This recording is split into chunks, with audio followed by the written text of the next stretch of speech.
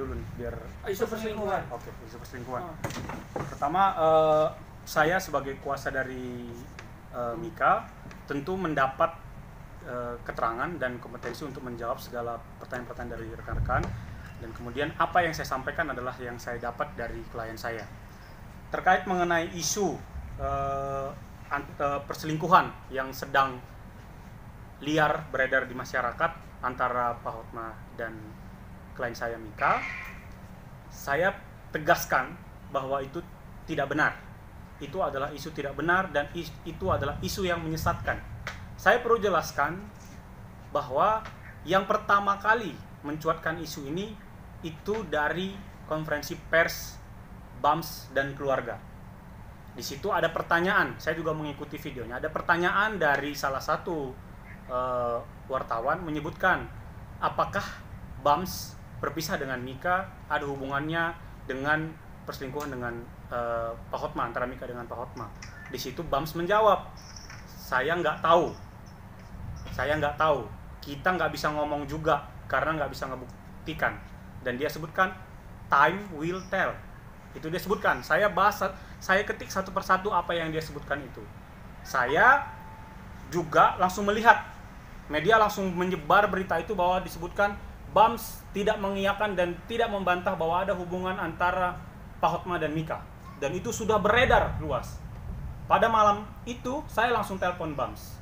Saya bilang, "Bang, abang kan tahu ini berita tidak benar. Bahwa isu perselingkuhan yang diisukan itu adalah Pak Hotma dengan Mika, Bang BAMS tahu itu tidak benar." Dia menyebutkan iya, itu tidak benar. BAMS menyebutkan itu. Dan saya bilang, kalau begitu tolong dibantah, Bang. Dia bilang, saya tidak bisa bantah, tolong kalian bantah dulu, nanti saya bantah kemudian. Oleh karena itu pada malam itu saya langsung beberapa media saya hubungin untuk membantah isu itu. Dan itu saya tegaskan bahwa tidak pernah ada hubungan spesial sebagaimana yang diisukan antara Pak Hotma dengan Mika. Dan seluruh keluarga Pak Hotma, seluruh keluarga Mika, seluruh keluarga BAMS dan BAMS sendiri tahu kalau isu itu tidak benar. Kemudian saat ini permasalahannya sudah digoreng kemana-mana. Dan kami pun sedang mencari tahu siapa yang mendesain berita ini. Kalau memang berita ini didesain liar untuk menjatuhkan nama baik klien kami, atau mungkin juga Pak Hotma nanti dijelaskan oleh lawyernya, maka kami akan mencari tahu ada konsekuensi hukumnya. Begitu. Nah, oleh karena itu saya juga minta kepada BAMS untuk mengklarifikasi apa berita-berita yang sudah beredar ini. Karena apa kemudian efeknya? Efeknya adalah ke anak-anak, ke anaknya, ke keluarga Mika, ke Mikanya sendiri, ke rekan bisnisnya Mika. Itu sudah semua orang tahu dan semua orang menanyakan itu. Bahasa yang kasar, dan itu sangat membuat Mika terpukul. Dia sangat terpukul. Dan keluarganya sangat terpukul. Dan saya sudah minta kepada BAMS untuk klarifikasi itu. Apabila tidak diklarifikasi, maka itu bisa berubah menjadi tuduhan. Jadi orang bisa menafsirkan itu benar.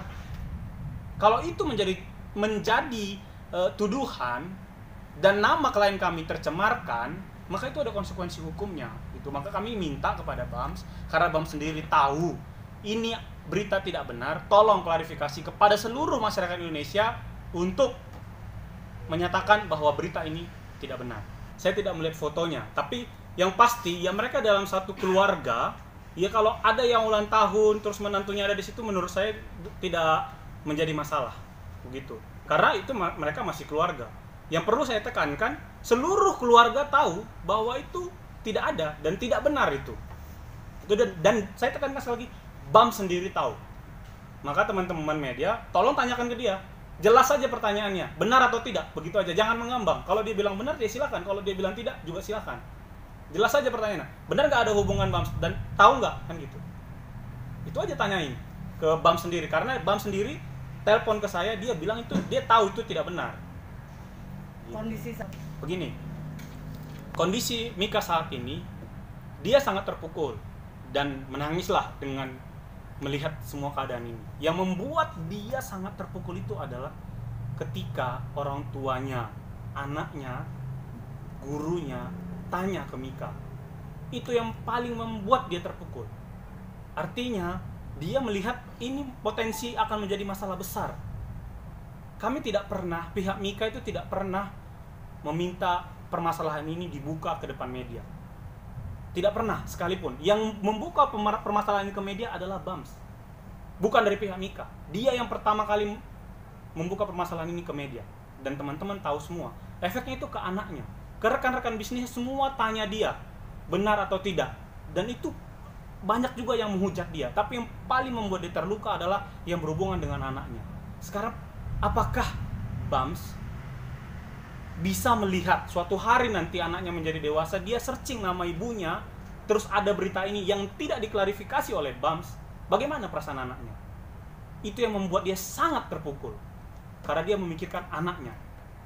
Selebihnya rekan bisnis, keluarga itu dia masih bisa handle, tapi kalau tentang anaknya, dia tidak bisa handle lagi. Sekarang Makanya kita bicara saat ini. anak-anak sama Bams atau sama Bam Mika? Mereka punya satu anak yang masih di bawah umur. Anak itu sekarang bersama Mika, dan Bams tidak dilarang untuk bertemu dengan anaknya kapanpun.